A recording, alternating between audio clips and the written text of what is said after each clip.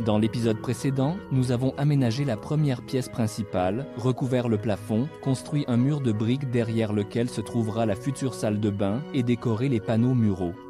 Une séquence et un aspect un peu étrange, avez-vous écrit. Je suis d'accord, c'est le cas si l'on ne connaît pas tout le concept dont je vais parler aujourd'hui. Pendant que nous nous occupions de cette pièce, un peu de désordre s'est accumulé ici. Nous allons maintenant tout nettoyer, car nous installons le tableau électrique de ce côté, c'est-à-dire dans cette pièce, et nous voulons travailler dans des conditions plus agréables. C'est pourquoi nous faisons le ménage et nous commençons. Oui, nous avons vraiment un problème avec l'organisation de l'espace de travail, car nous n'avons ni garage, ni remise, ni cabane. Nous devons nous organiser dans ces deux petites pièces. Et encore une fois, nous devons déplacer toutes nos affaires d'une pièce à l'autre. C'est ce que vous voyez à l'écran. Aujourd'hui, les travaux principaux ont déjà été réalisés, ainsi que les matériaux de construction. Il n'en reste plus beaucoup.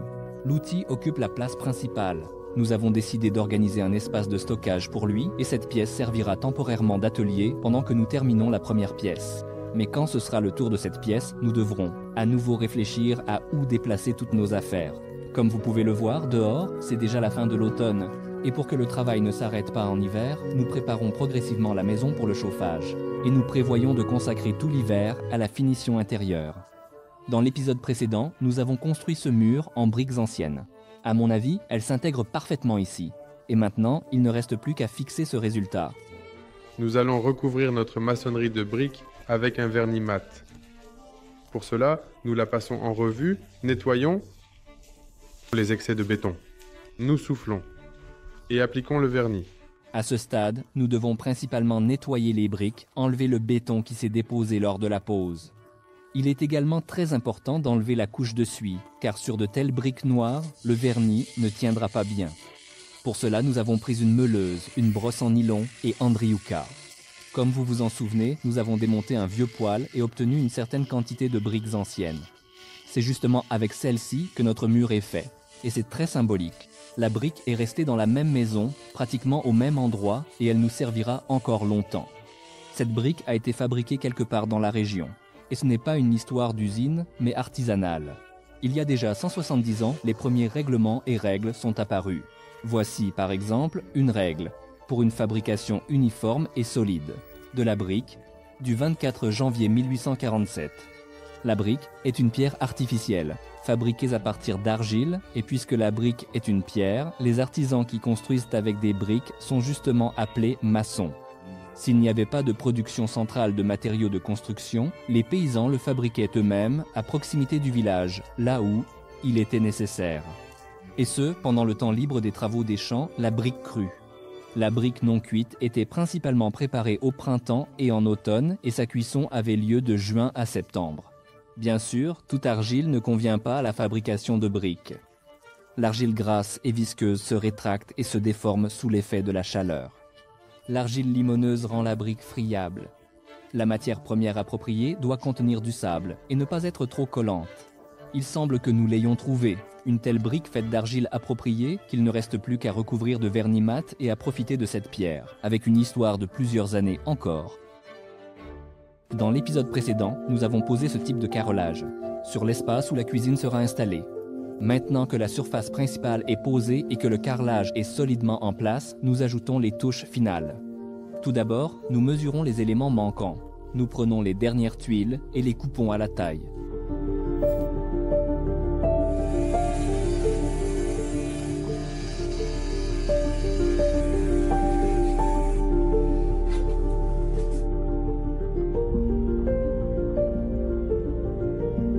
Ensuite, nous préparons de colle et finissons, ce qui a commencé dans l'épisode précédent.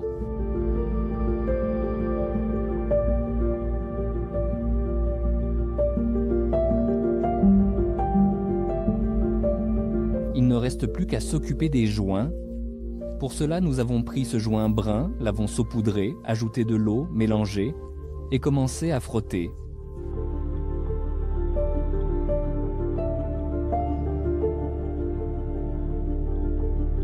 Pendant que les gars s'occupent du sol et des murs, nous ne restons pas inactifs, mais réfléchissons à comment décorer ces mêmes murs. Et voici la prochaine histoire. Je rappelle que nous avons lancé notre propre production pour la préparation et le séchage des dalles. Au final, pour nos besoins, nous avons choisi cette dalle. Mais avant de lancer la CNC, il est nécessaire de passer encore un jour ou deux devant l'ordinateur. Tout le travail commence par la sélection de la dalle, et en se basant sur ses dimensions, un dessin préliminaire est créé.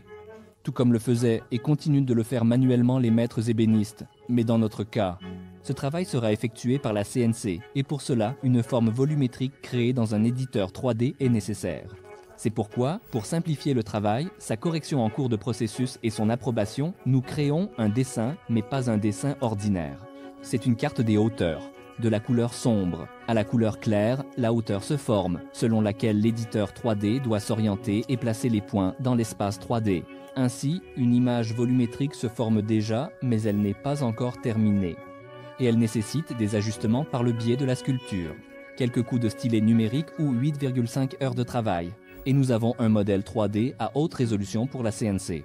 Une fois le modèle prêt, nous découpons le slab avec une marge.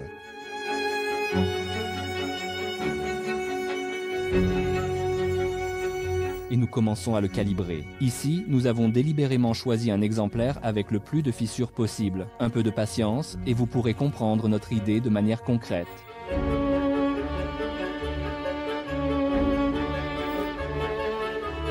Une fois la surface calibrée, nous passons à la partie la plus intéressante. Tout d'abord, nous choisissons la fraise appropriée. Actuellement, nous sommes entièrement passés aux fraises de Woodwork, et c'est vraiment la meilleure option en termes de rapport. Qualité-prix à ce jour. Je le recommande vivement. Et enfin, la partie la plus captivante, le bas-relief. Au final, nous devons obtenir une image en relief de Vélez qui servira de talisman. Et selon moi, ce type de décoration s'intègre parfaitement dans le format de notre mélange d'une vieille maison biélorusse dans une interprétation moderne. Vélez est l'un des plus ardents défenseurs de la justice. Il ne viendra jamais en aide à ceux qui vivent sans conscience et enfreignent les principes de la vie. De plus, Vélez, ou Volos est le dieu, de l'abondance, matérielle et spirituelle. Il fournissait de l'argent à l'homme tout en l'orientant pour que son protégé ne prenne pas un mauvais chemin. On considère que la divinité veillait attentivement à la manière dont les richesses offertes étaient dépensées. Le brillant de l'or ne deviendra-t-il pas plus précieux que la conscience? Si une personne ne réussissait pas les épreuves, elle était condamnée à la pauvreté. Dans de nombreuses légendes, Vélez est représenté comme le dieu de la sagesse et le messager d'autres divinités. Volos est un guide spirituel qui conduit sur le chemin de la droiture et permet de se développer et de découvrir de nouveaux talents. Sous sa protection se trouvent les poètes, écrivains, musiciens, chanteurs et artistes. Toutes les personnalités créatives en constante évolution sur le plan spirituel. Les mythes mentionnent que c'est précisément Vélez qui est le gardien à la frontière des mondes. Dans le panthéon des dieux slaves, Vélez occupe une place particulière. Dieu de la sagesse, de la sorcellerie et de l'abondance. Protecteur des animaux domestiques, maître des trois mondes. Pravi, Yavi et Navi. Il est le plus ambigu et mystérieux. Un dieu simple et grand à la fois. Il accompagnait les gens dans le monde des morts et décidait où l'âme devait aller. Pour cette raison, le signe de Vélez se trouve souvent dans les lieux de sépulture des anciens Slaves. Ce dieu est également considéré comme le dieu des voyageurs. On pense que Vélez protège non seulement ceux qui errent sur la terre. Sous sa protection se trouvent même ceux qui suivent les sentiers et dans le monde. Après que le travail principal soit fait, nous voyons où le motif principal est situé et nous nous rendons à la ferme pour essayer notre talisman final. Nous l'avons apporté, placé contre le mur, pris des mesures. Après quoi, il est devenu clair combien il fallait scier. Et cela signifie que nous pouvons scier et essayer à nouveau.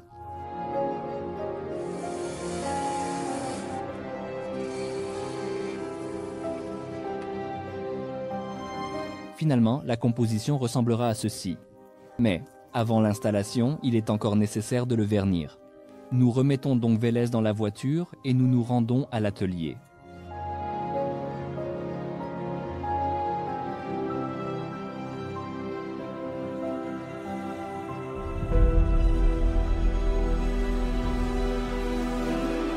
Avant de peindre, nous ponçons la surface au papier 320.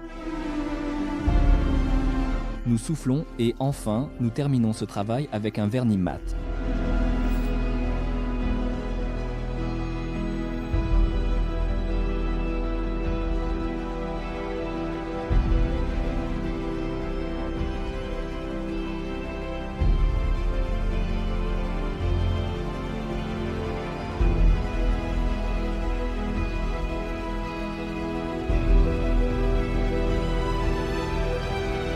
L'étape suivante, nous avons décidé d'organiser l'espace, car c'est déjà la fin de l'automne et il fait nuit très tôt, et la vieille ampoule ne fournit pas assez de lumière. Tout d'abord, nous avons commandé de bons luminaires LED et les avons immédiatement installés. C'est une solution temporaire en attendant que le câblage principal soit organisé.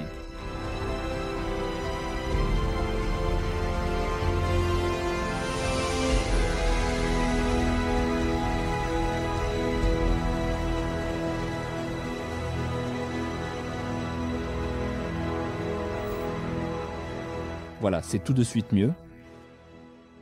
Initialement, nous avions prévu de monter le tableau électrique ici, mais ensuite, nous avons tout changé. Et pour cela, nous devons maintenant faire passer tous ces fils de l'autre côté du mur. Nous perçons un trou et nous passons à travers. Comme vous vous en souvenez, nous avons un énorme problème avec l'électricité. Nous avons longtemps blâmé l'ancienne ligne électrique qui est censée être remplacée dans 3-4 ans. Mais nous voulons déjà profiter pleinement de tous les avantages de la civilisation. Et là, les gars de l'EC nous ont vraiment aidés. Nous avons consulté un électricien spécialiste et sommes arrivés à la conclusion que le remplacement de tout le câblage de la maison, plus un bon stabilisateur, devrait en grande partie résoudre notre problème.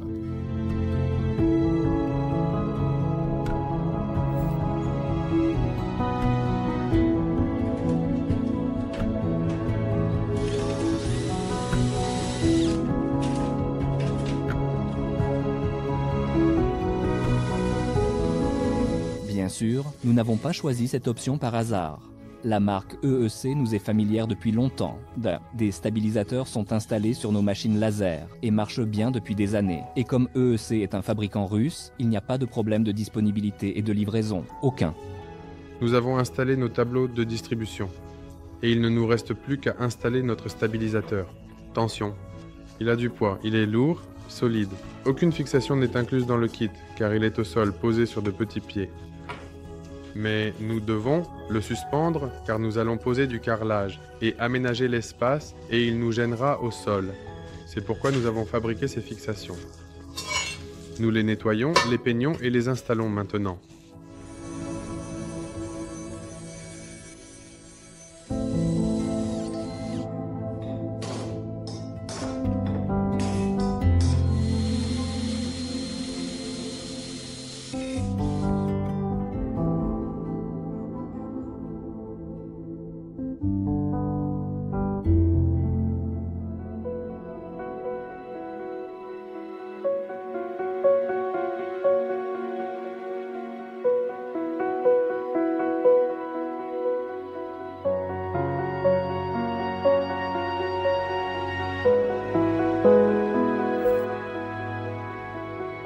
Au final, nous avons commandé tout le nécessaire pour un remplacement complet du câblage dans la maison. J'essaye toujours de prendre tous les composants d'un même fabricant, et dans ce cas, nous l'avons fait sans problème, car EEC propose tout ce qui est lié à l'électricité. Regardez par vous-même. En fin de compte, nous avons assemblé une solution complète pour toute la maison. C'est très pratique quand tout cela se combine parfaitement entre eux. Et la première chose que nous avons faite a été d'installer les prises, car nous étions très fatigués de dérouler la rallonge de pièce en pièce.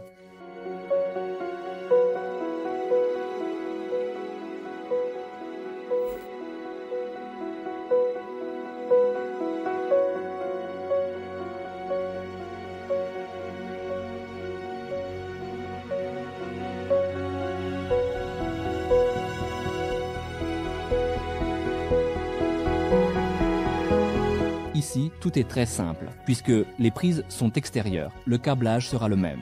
Dans notre cas, c'est la seule option, car nous ne voulons pas vraiment creuser dans les murs en bois. Et il n'y a pas besoin de le faire, car il existe ce merveilleux câble rétro. Nous l'utilisons depuis longtemps pour fabriquer nos lampes rétro. Il y a beaucoup de fabricants de ce type de câble. Nous les avons tous essayés et finalement nous avons choisi la marque Mezzanine. C'est un fabricant russe. Électricité rétro. Ensuite, nous marquons à l'aide d'un niveau laser et mètre par mètre. Nous installons la beauté.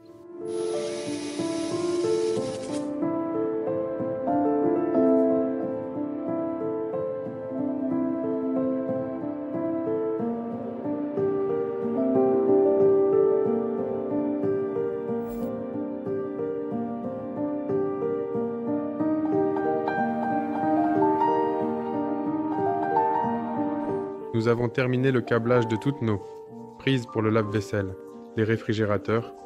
Au-dessus de la zone de cuisine, nous avons ensuite installé l'éclairage. Là aussi, nous avons 2 zones d'éclairage. Très rapide et intéressant. C'est la première fois que je travaille avec ces câbles décoratifs extérieurs. Rétro, pas besoin de faire de rainures. Hop hop, tout est prêt rapidement. Très agréable. Et nous passons aux boîtes de dérivation.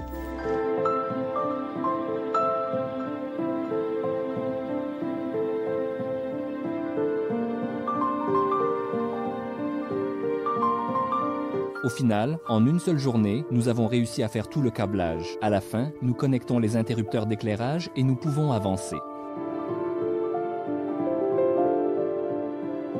Dans la maison, il n'y avait qu'un seul mur où nous avons pu installer des prises encastrées. Et bien sûr, nous n'avons pas manqué cette opportunité.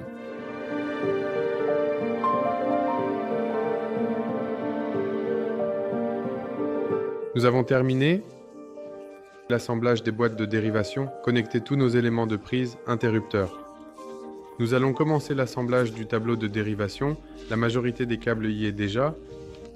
Ils sont amenés ici. Notre stabilisateur de tension est installé connecté. Nous nous connectons. Nous nous connectons au tableau à l'extérieur. Et nous aurons de la lumière. Nous allons faire un peu de travail immédiatement sur le câblage dans cette pièce pour que, lorsque nous assemblerons le tableau de distribution lui-même, nous sachions combien d'interrupteurs automatiques. Nous installons immédiatement 2 interrupteurs automatiques pour les prises et l'éclairage du 2e étage. Et nous aurons 2 tableaux, un faible, 12 volts. Nous regroupons tout ici pour ne pas avoir à réfléchir plus tard ou accrocher. Tous ces convertisseurs de 220 à 12 à 24, nous les regrouperons dans un seul tableau. Et ici, nous assemblerons le 220 volts. Toutes nos prises, l'éclairage restant, qui sera en 220 volts. C'est pourquoi nous tirons également des câbles vers les boîtes de dérivation pour les autres pièces.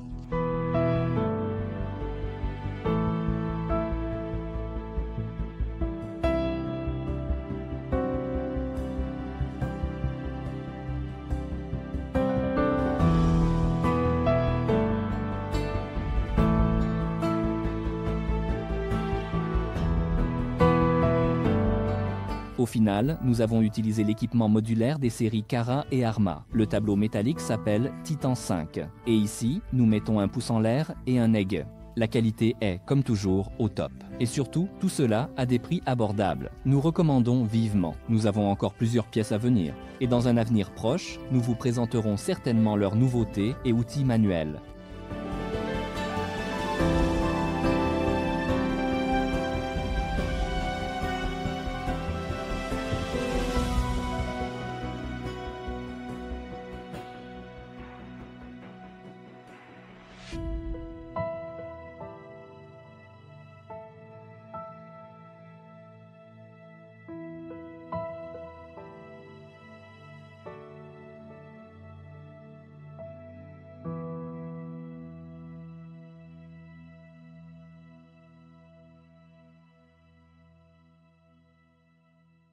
Comme vous vous en souvenez, dans l'un des épisodes précédents, nous avons fait une grande fenêtre panoramique à la place de 2 petites. C'était un plan de rêve. Sur Pinterest, je tombais souvent sur de tels portails rebords de fenêtres. À vrai dire, cette fenêtre a été faite uniquement pour un tel rebord de fenêtre. Tout d'abord, nous prenons les mesures nécessaires. Nous esquissons un plan simple et nous nous rendons à l'atelier. Je pense que la plupart des artisans feraient ce type de mobilier en aggloméré mélaminé. Je suis vraiment très sceptique à l'égard de ce matériau. Déformation professionnelle. Cependant, si le mobilier peut être fait en contreplaqué plutôt qu'en aggloméré mélaminé, je choisirai toujours le contreplaqué. Plus compliqué et plus cher. Premièrement, nous sommes confrontés au fait qu'il n'y a pas de contreplaqué de l'épaisseur nécessaire, c'est-à-dire 24 mm dans la ville. Mais par des calculs simples, nous comprenons que 2 feuilles de 12 mm. Les feuilles de contreplaqué se transforment facilement en une seule feuille, de 24 mm à l'aide de colle. C'est ce que nous faisons, en collant, élément par élément.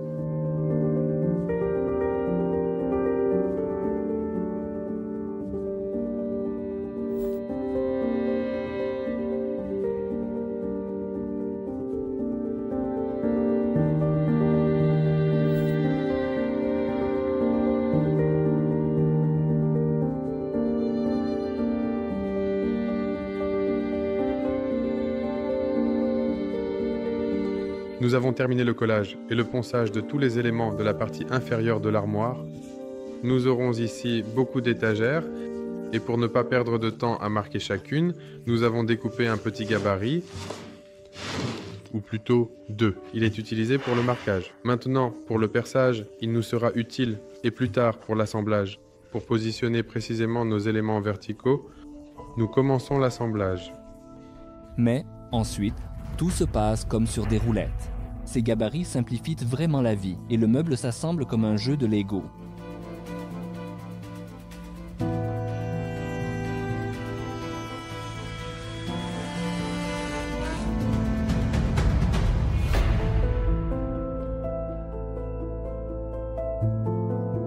Nous avons assemblé le cadre principal.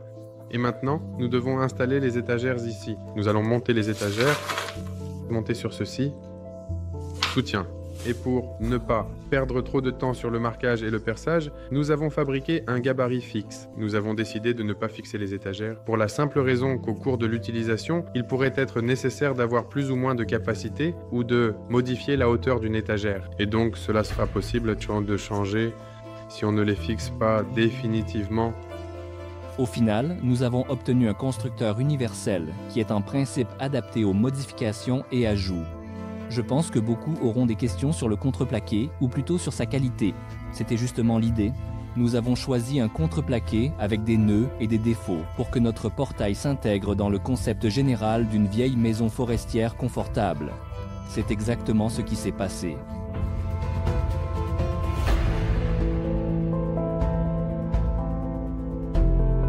À la fin, nous teignons le cadre avec une teinture foncée.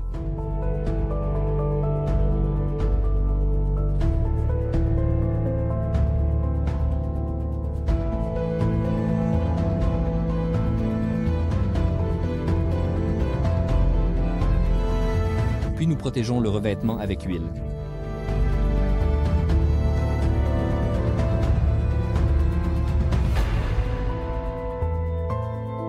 Et dès le lendemain, lorsque le produit a séché, le premier essayage.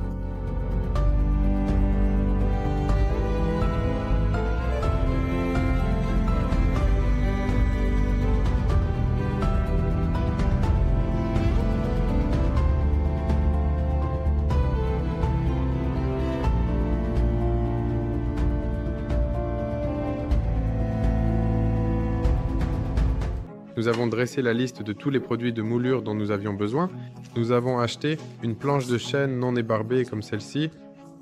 Et maintenant, nous allons préparer tous les éléments nécessaires pour le faire au chaud, proprement et joliment. Et ensuite, nous irons simplement l'installer. Je vais expliquer un peu. À ce stade, nous avons pris une planche de chêne sèche et avons commencé à la découper en lattes. Et c'est à partir de ces lattes que nous allons fabriquer quelques pièces. Mais la tâche principale est de terminer tout le travail électrique. Et pour cela, nous devons installer l'éclairage. Étant donné que les plafonds sont assez bas, la meilleure solution est un éclairage caché que nous avons décidé de réaliser nous-mêmes. Pour cela, nous avons découpé les planches en lattes, les avons passées d'égo, puis à la raboteuse,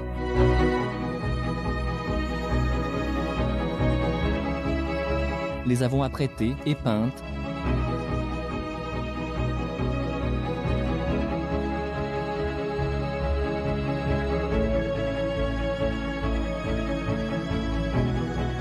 Au final, nous avons obtenu un profil qui, une fois installé, créera une plateforme pour le montage du ruban LED. Cette plateforme est disposée en angle, de sorte que la lumière éclaire la pièce et non seulement le plafond.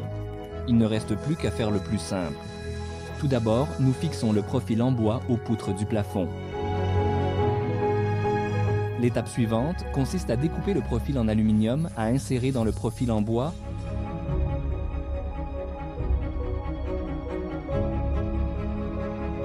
Enfin, nous complétons ce sandwich avec le ruban LED chaud.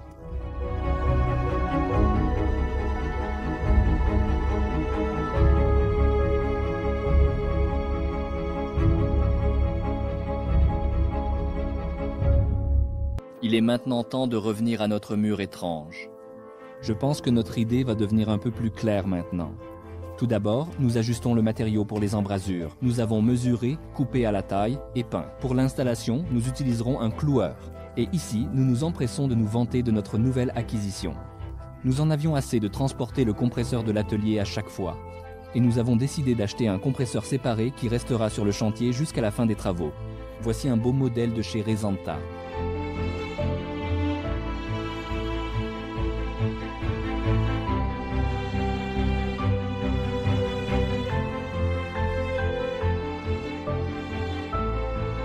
Maintenant, le travail avance plus rapidement. Nous couvrons les joints des panneaux avec une baguette décorative, également faite de lattes de chêne. Mais, malheureusement, certaines lamelles que nous avons utilisées pour décorer le mur se sont gonflées et se sont décollées de la base en contreplaqué. Nous devrons tout refaire dans un avenir proche. Cela arrive aussi, c'est probablement à cause de la colle. Au plafond, elles se sont également partiellement décollées. C'est frustrant, agaçant, mais bon. Comme on dit, ce qui est un problème pour une personne ordinaire est du contenu pour un blogueur. Nous filmerons la rénovation des panneaux.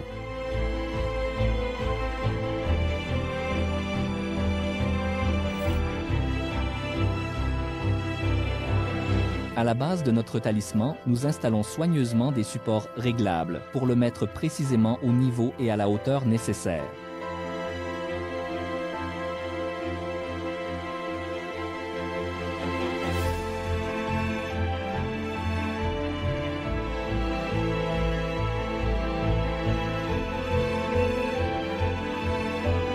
Étant donné que le portail podoconique est fait de modules autonomes, nous découpons du contreplaqué grand format à la taille requise et nous assemblons les modules entre eux.